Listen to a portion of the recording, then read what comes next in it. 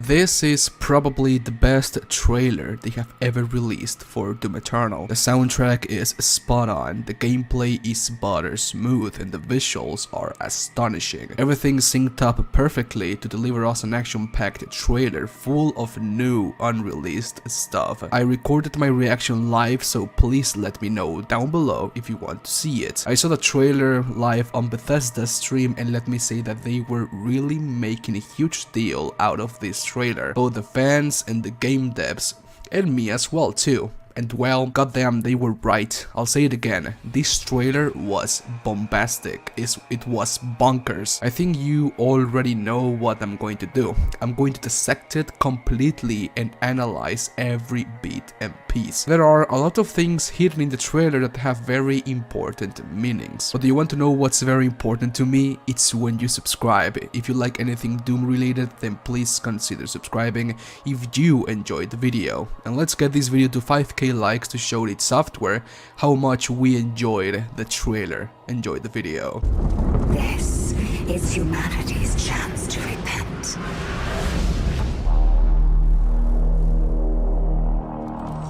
Against all the evil that hell can conjure, all the wickedness that mankind can produce, we will send unto them only you. Saving your people will not bring you peace, only make the burden you carry worse. For millennia we have survived, made others sacrifice in the name of our prosperity. Who are you, a human, to defy our traditions?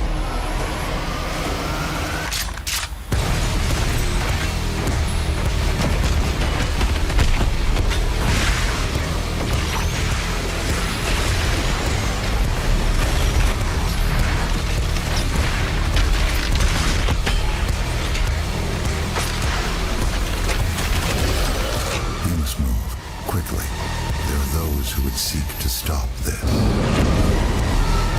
are nothing but a usurper, a false idol.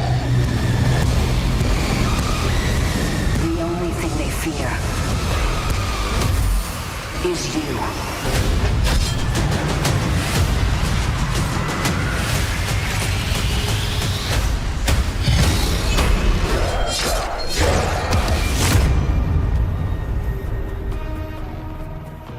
I normally do not show the trailer in these types of videos, but I wanted to show it so that you, the viewer, know what I'm talking about.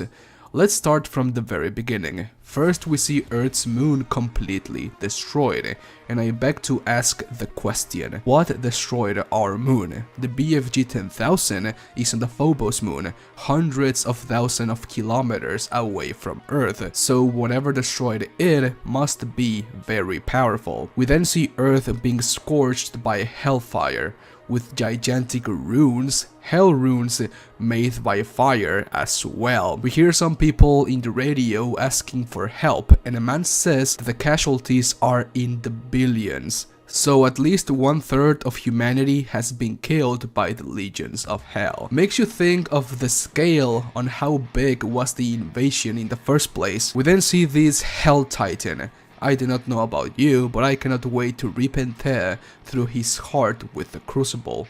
We can also get a sense of scale if we compare the Titan to this tree right here, making the Titan be easily in the hundreds of meters tall. His design hasn't changed, and that's a good thing.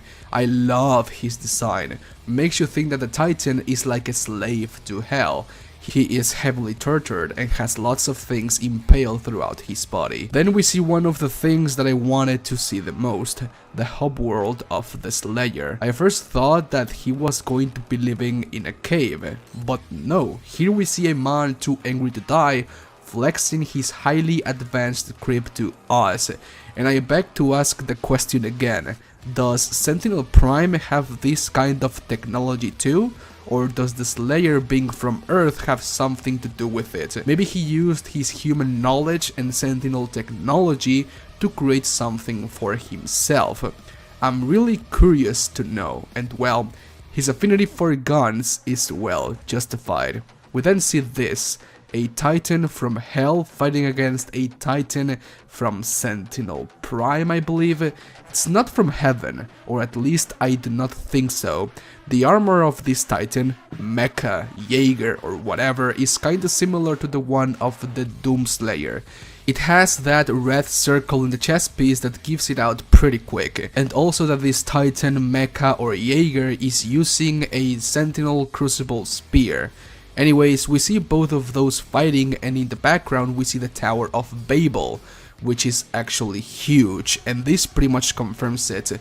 The Tower of Babel in Doom Eternal is basically another Argent Tower of sorts, and a portal has opened on top of it. I can tell because of how distortioned is the wind and the image on top of it, like if it was the eye of the storm, just like in Doom 2016, on top of the Argent Tower there was another portal to hell. Then we see a fallen aircraft, a destroyed church I believe, and this.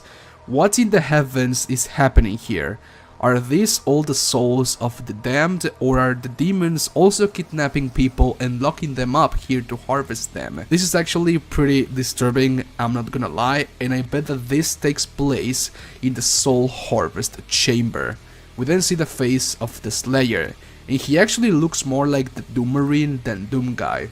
The Doom Marine being the Doom guy from Doom 3 and Doom guy being the guy from Doom 1 and Doom 2. He looks more like the Doom Marine. I think his hair is black, but I think it's also black because of the shadow. Who knows? But we're not going to know who he is until we play the game, so let's leave it like that. Then someone talks about how the Slayer saving his people will not bring him peace, only that it will worsen his burden. I do not know who was that, but maybe that's the wretch, the betrayer, but who knows. And then Conmaker talks about how the Slayer, only a human device to go against their traditions. We also see how the Night Sentinels treat with great respect the Doomslayer when he enters Sentinel Prime, as if he was the king of the Night Sentinels in the present. When we see Conmaker for the first time, it looks like we are in hell. Maybe it's not her original body, but only a projection. But it still makes you wonder why Conmaker would appear in hell when she or he or she is an angel. Conmaker also talks about how they have been using other living beings as sacrifices for their prosperity, and they emphasize on Samuel Hayden when she says that. I will elaborate on that in another video, so yeah. We then are shown the Doomslayer opening a slip gate to go to Earth. He cocks his shotgun and he rises into action.